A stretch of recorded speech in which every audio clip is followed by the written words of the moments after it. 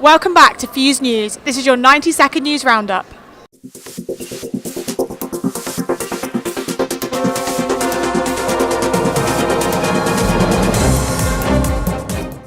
Thursday was International Women's Day, and to celebrate, the university held its annual discussion panel, followed by a drinks reception. This year, the discussions took place in Whitworth Hall and focused on women in the media industry.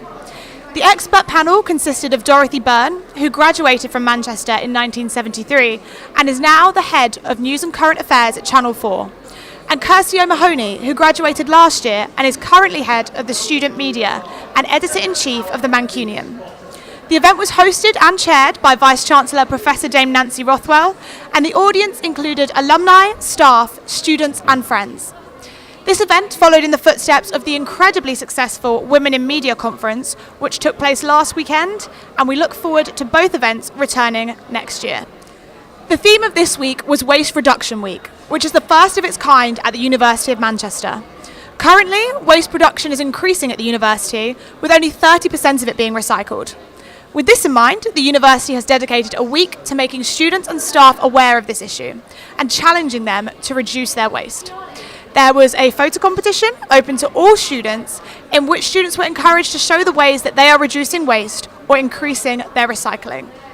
The best pictures will then win a new reusable cup or water bottle, so don't forget to submit your entries with the hashtag UOMReduceWeek to be in with a chance of winning.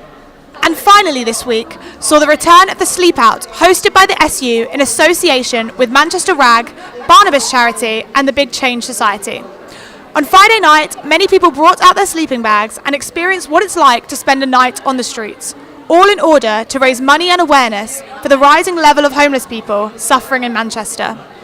Local restaurant chain Nando's donated food to those participating, and there was also a screening of I, Daniel Blake, which portrays the struggles of relying on welfare benefits. The money raised from this event went straight to charities such as MASH, Barnabas and the Big Change Fund, who all help those living and suffering on our streets. For more information on this event and the ways in which you can help this ongoing problem, be sure to follow the link below. That's all for this week. Be sure to check back next week for updates on the final week of strike action, the What the Funk Fundraiser at Cubo and St Patrick's Day. We'll see you then.